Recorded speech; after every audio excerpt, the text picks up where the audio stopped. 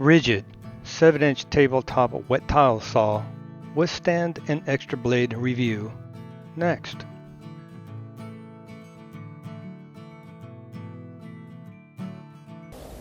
I'm Rick.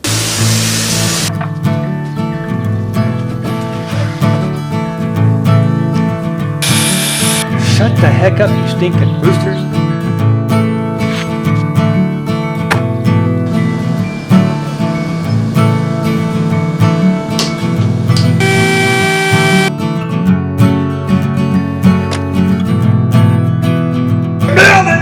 For your sanity, this is the shack. Hello and welcome. Hey, if you're new to the channel and the first time stopping by, thank you so much for taking some of your time out to view. I really appreciate it. Today we're going to go over a new tool that I acquired. It's not something I'm going to use all the time. It'll probably be a couple of times a year because I do have a couple of projects coming up. I'm going to redo a bathroom in my house, and we have, I think, 3 or 4 bathrooms in Mexico we're going to redo, and I'm going to need a tile saw. So I'm going to unbox, we're going to go through, I'm going to do a quick demo on my new Ridgid 7-inch tabletop wet tile saw. It came with a stand, an extra blade. It is discontinued, so I can't give you model number.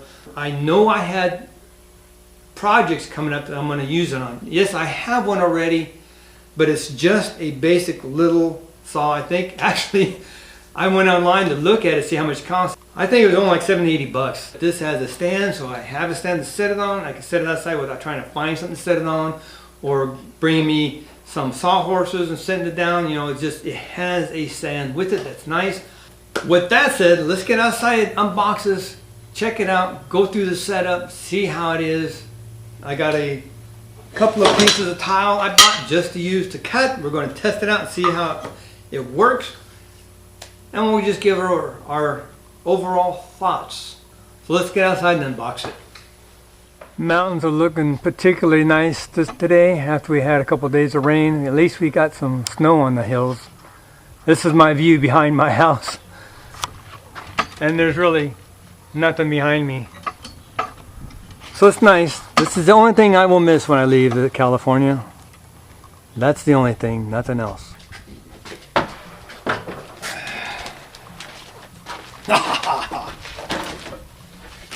So here it is.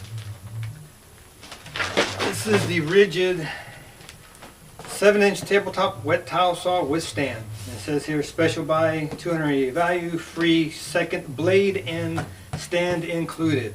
The model number on this one was R4021S1. Again, if you go online, look, they're already discontinued. Okay. Now, even though this is discontinued and this model is no longer available, you know, one thing I always say, people, is look for the deal. If you have a project you're going to be doing, you know it's coming up, then be on the lookout for deals and sales, as I did this. I don't think I could beat that price for what I got. There's a stand. There's a tabletop, all metal construction that this sets on. There's the extra blade. Again, I know it's not top dollar, but for what I'm going to use and how many times a year I'm going to use it for a couple projects, I think this is a very good deal, and to me it was a steal. $149 or something. I think with taxes it was 162 change, whatever, I don't know. Cheap, not bad price, that I could deal with.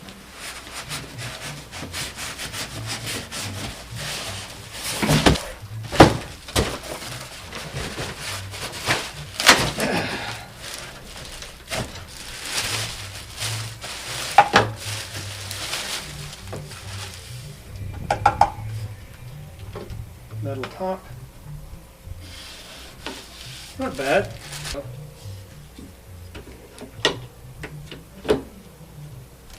Ooh, nice. Locks in. It's pretty solid, actually. When you lock this down, right there, yeah, that's pretty solid. Nice and tight. I like that. There we go. There it goes. There's that. All these. Oh, nice miter. Over these things. Nice little storage area right here. This is nice. The 3 directions first before I ruin something. My luck, I'd mess it up. There we go. That's pretty cool. I like that. I don't know if you can see this or not. Right there, that is a 6.5 amp motor with stand, $239. That is a 6.5 amp motor on there. I've gone through that's why I was trying to find out what the amperage of that motor is. A 6.5 amp, same as this, for $239 with stand. I got a stand and an extra blade for $168. I think it was 160 some odd dollars. That was a good deal. I just wanted to let you guys see that. Even though that is discontinued, that's the next model there. $239 right there. Boom! Got the sale. I like the sale. I like when I save money. Just to make sure we have everything, we're going to go through the packing list. Okay, we have a tile saw, which is this. Of course, we got that. Rip guide, which is, I actually kind of like that. Pretty solid. Miter gauge, which is right here, which is really cool. Overflow drain, which is this. Splash hood assembly, which is your guard. Cutting wheel, again, you had an extra, and not just one, but we have 2 blades. Table over here. We have the rear support, which is this. And that's it. And we got, so everything is here, and we got everything over there, which is the stand. So we'll go through the assembly process. Now the first thing to mount is this rear support. It goes back here. You see these little tabs right here. Lines up on there. Underneath here, that's where that mounts to. This mounts right there like that. Put these on here. Screw that in.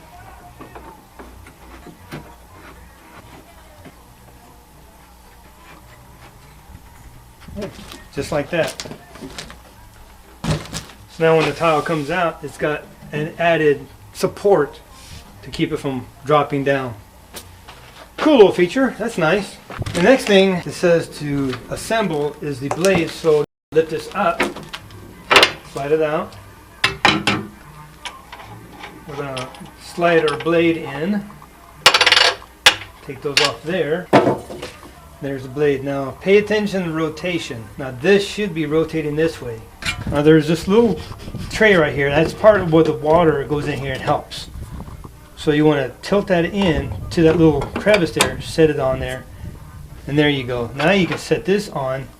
It only goes on one way because you have flat edge here and here. So you have to fit it on until it turns, it fits on right there, and you tighten this up. To tighten it up, you take your tools off right here.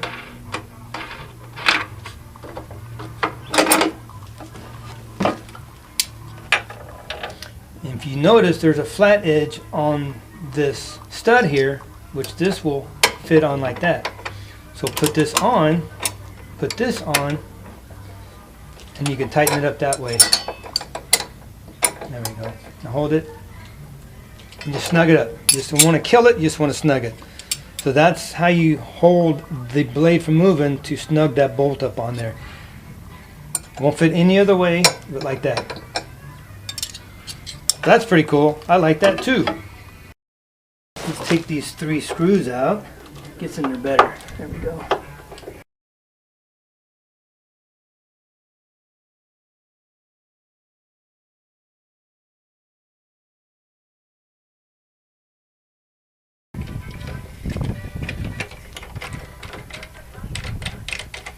I'm going to take this off so I can't get to that screw.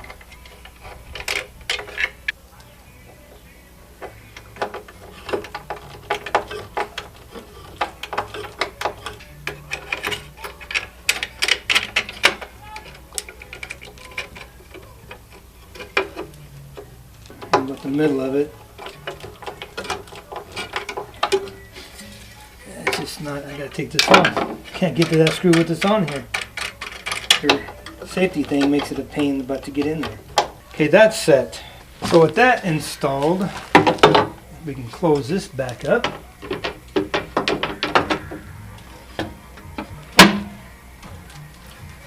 This sits right on there, so you could do either side depending on what you have to do. On my table saw, I'm always on this side, so we'll work on this side. Work it down. Nice and tight. That's really nice. I like that. If we want to do miter cuts, you just slide this right under like that.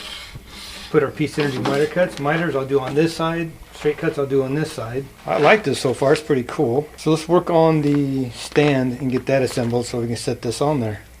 All this out of my way. So let's get all these pieces out.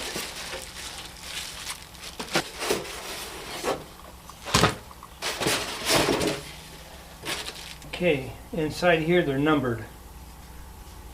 1, 2, 2, and 1. Oh, 2, 2, okay. This is 1. This is 1. Number 2. So goes 2. And this one's got to be 1. Be 1. I got 2 bolts here. Let's figure out how the bolts go on. So I guess I have a bolt. I'm guessing the spacer has to go in between this and that, and maybe a washer on either end. That's what my guess would be.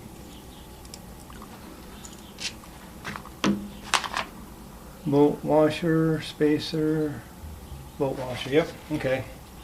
So let's raise this up, see if we can get it to match. Bolt.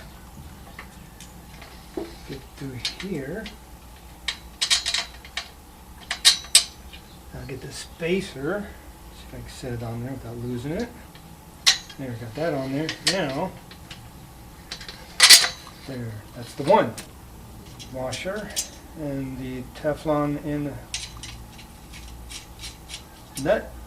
Now I'll do the other side the same. There it goes.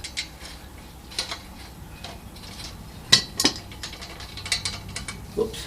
Oh no! I gotta take this out again because the stupid things fell out. How did that not get in there? In there. Jeepers, dude.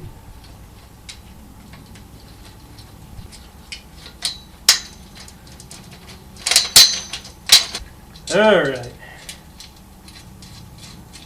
So, it'll slide like that. And there it is. These are 1/2 inch bolts, 1/2 inch nut. So I'm just going to tighten it up real quick. It's not going to tight kill it. I'm just going to snug it. See how that does. Yeah, I don't want to kill it. I just want to snug it. So I want it to move freely still. So I'm just tightening it till it gets to there. It takes a little play out of this. All I want.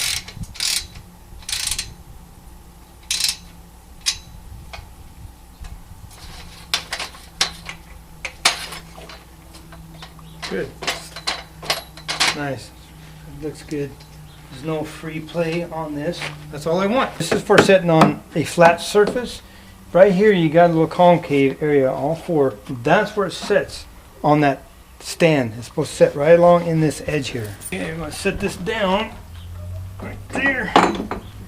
Set this down and maybe just lift up a little bit. There you go. That's nice and secure. Pretty solid. I like that. It's a good idea and a good practice once you get a brand new tool to kind of go through it and check the alignment of everything prior to doing your cuts. We're going to check the rip guide to our blade to make sure it's square, because if it's out, then we're going to need to adjust it. We want to make sure this is in line with the blade, so the rip fence isn't off or in one way, so it's going to either bind or it's going to make bad cuts if it's out of line. So as long as it is in line, we're good to go. So to check that, we're going to bring this to 0 We're going to hold it down, and then we're going to lock it in place. Now that is right in line, and it's just touching the blade. If this was binding that way or all kicked off to the left, we would unloosen these screws and readjust it, tighten it back up. So right now the rip fence, the rip guide here, is in line with our blade, so that's good. Next thing you want to check is the splash guard. Make sure it is in line, and this is what happens if you don't align your tool prior to use.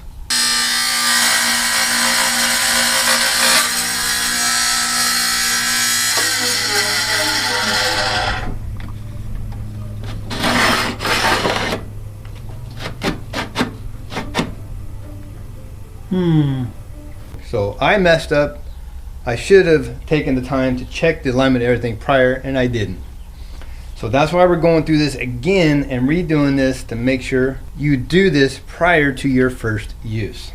With the fence setting right along the blade here, not touching, just barely letting it get by, we're going to see if this is a close in alignment with this. If you see, it is off just a hair that way. I mean, ever so slightly. But we're going to adjust that so that it is in line. So what we're going to do, we're going to loosen these 3 screws here.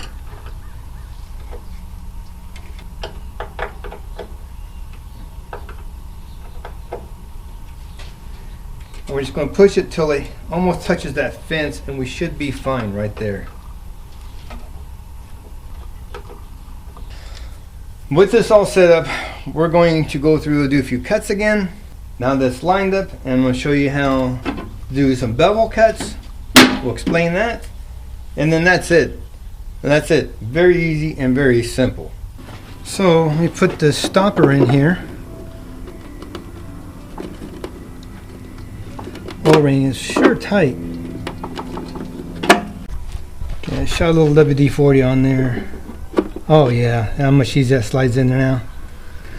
So that's the overflow. If it gets too full, if it go in here and go out. Let me pull this out so you can see. Right here is a maximum fill line. This is the minimum. So I'm just going to fill it kind of in between there. It should be fine.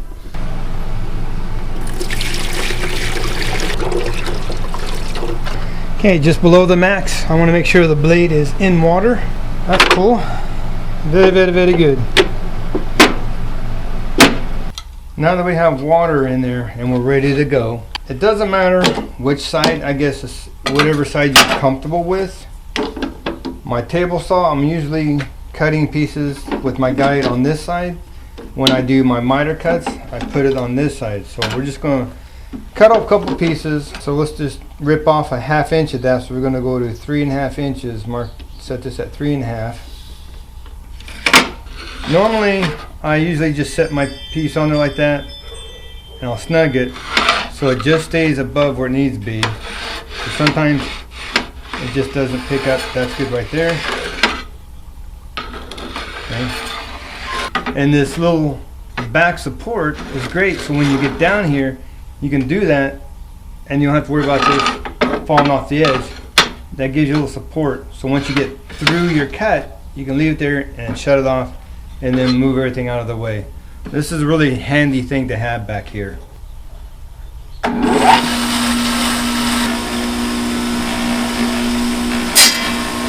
now we'll just hold it.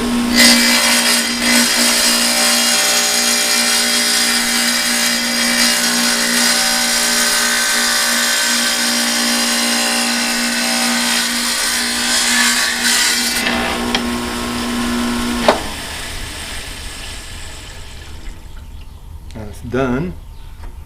Get this piece out. And we have a nice cut. Even though this is ceramic, tile, whatever, it still can be sharp.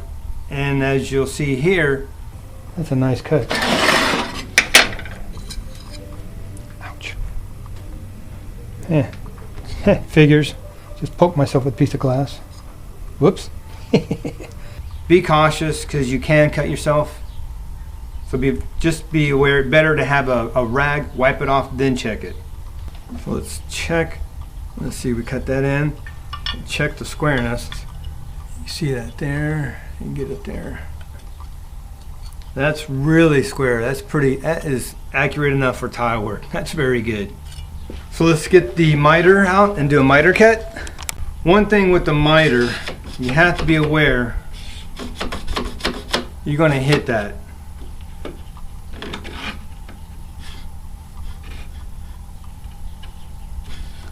You're either going to have to raise that up to make your cut all the way through, or realize by the time you get your piece to here, when it hits, it's past the blade and you're fine, but you will not go any further than that. Now if I strap it down, I want you to see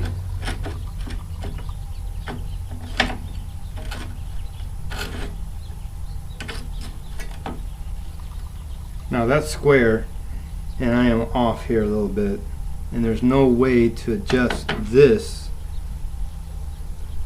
the markings, so this is actually off pretty good, and that square is nothing near that. Now that's square.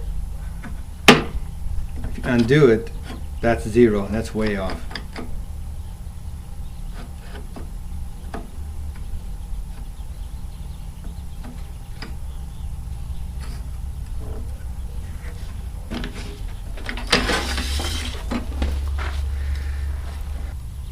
You can see that right there. That's how much the square is off on this miter guide. It just sucks because if I wanted to cut this piece in half, this does not go down enough to bring it over and hit. It hits. I can't bring it down that much more. Right there. Now this the 45 I'm not too sure of. It's kind of a pain. So you're pushing on this to keep this square, and you kind of keep this in the miter at the same time putting a little pressure on here to give this enough room to slide back enough to get this in. I'm telling you, anything bigger than this piece, you're not going to be able to cut any 45s on this. You're going to have to do it freehand. This is a bad design. They should have designed this better to slide. You can slide back further without the lock lever being in your way. See, this is just too intensive. Okay, right there is where I should be. Lock it down. Now this piece should be. See, now this piece doesn't line up, but I'm not gonna worry about it. 45s, I'm not too sure about this. Definitely straight cuts and things are fine, but miter cuts are basically a pain.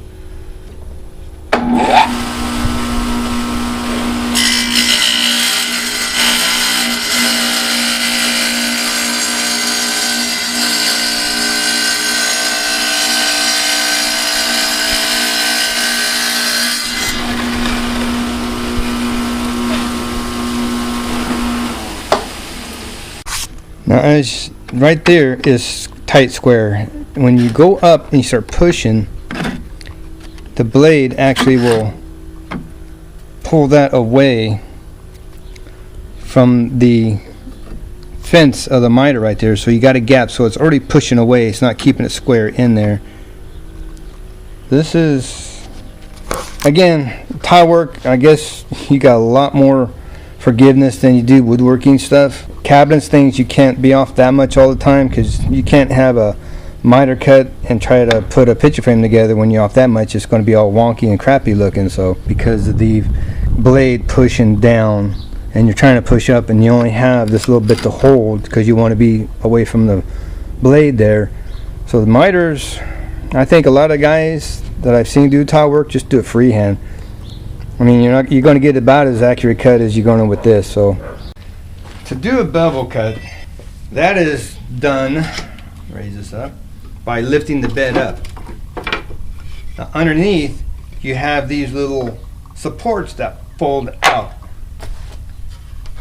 The first one right there is 45. That is 45 angle bevel cut. You can't get it in, so you're going to have to set these in, go down, and then open up on both sides, and that is your 22.5 bevel cut. So we'll do a 22.5 first and just see how it goes.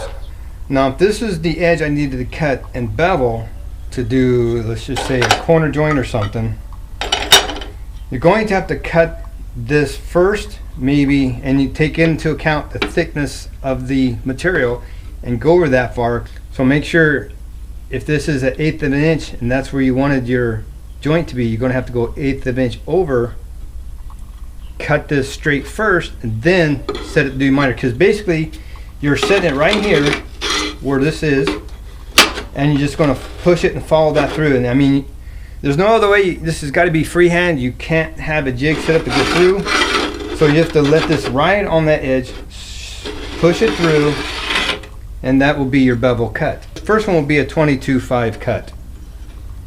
And what I'm going to do on this, I'm going to set this down so it's just right in on there,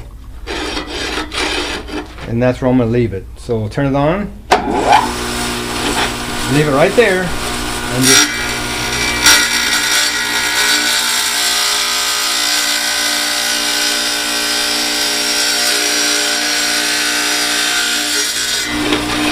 you will get some spray. Wipe this off. Wipe this off. Now there's your bevel cut. As you see, it's not straight 90, it's 22/5. Wipe that edge off. Now set it there. Not rock, it's pretty straight edge. If I had not a straight cut, it would wobble a little bit, so it's nice and straight. So now let's raise it up to 45 degree as we're going to do a corner joint. Again, push these supports in enough, open it up, set it down. Now you're at 45. So, and if you don't feel comfortable doing this, I understand, because it's kind of weird going through here. But you're going to have to, again, we're going to raise this up. Just sit there so I know that this is going to go through. It's just when it's sitting here, it's not going to take off on you. When you start your cut, let's see that little sliver cut off. When you start your cut, once you get some of the material on the blade, it's going to almost ride right there. So you just got to keep this against the plate here and just allow it to cut itself through. But you don't want to start here. You want to make sure you're in the corner and just slide it down, and it should be fine. You'll do a decent cut. Again, this is tile work. You got grout line, so that's one very forgiving thing, is the grout line. I'm on the back side here, away from the blade. I'm just going to slide this through.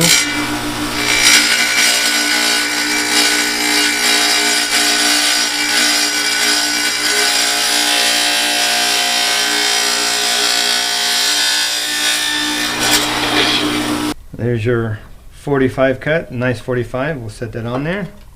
That's the 45. Doesn't wobble. It's good, solid cut. That's how you use the bevel cut on this table saw.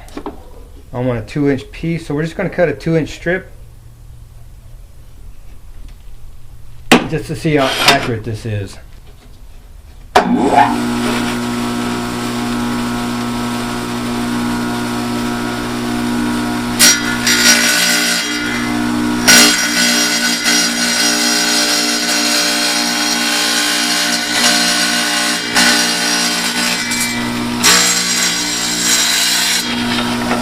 Yeah, that's good. You see that? I got it right on the one, about right there. That is right on 2 inches. That's good. So that's really accurate as far as dimensions. So there's a demonstration. Some of the good, some of the bad. So now we just gotta clean it out and put it away. When we clean it up, just wipe it all down. And remember, I sprayed this WD-40 because it's very hard getting in. It's just dirty water. We'll just let it drain out, and it will accumulate stuff on the bottom, so you're going to have to rinse it out. Just pour more water in and it'll get all the sediment out of there. I mean, rinse it a few times, then just dry it out with a towel. Or at least that's me. I'm anal about my tools. I want to clean them every time. Oh, just to make, see, they cut a 45 and there's that sliver. So it actually cut really, really smooth, man. That's pretty cool. So I'm just going to clean this up, wipe it down, put it away. Overall, it's definitely a 4-star. Cuts smooth, but it's a brand new blade. For the money I paid, I'm happy with it.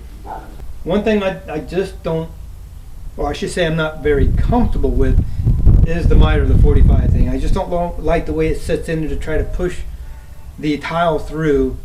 Doesn't give you a lot of stability behind it, pushing it through the blade. Other than that, it's great. I'm impressed. I like it. It's, for the money, I'm so happy I bought it when I did. So this can just be put away and used when I need it, and it's ready, and it'll do exactly what I need it to do. I hope it helps. If you're looking for something like this, some things to consider. Be blessed, take back your shack and build it for your sanity. That's a wrap.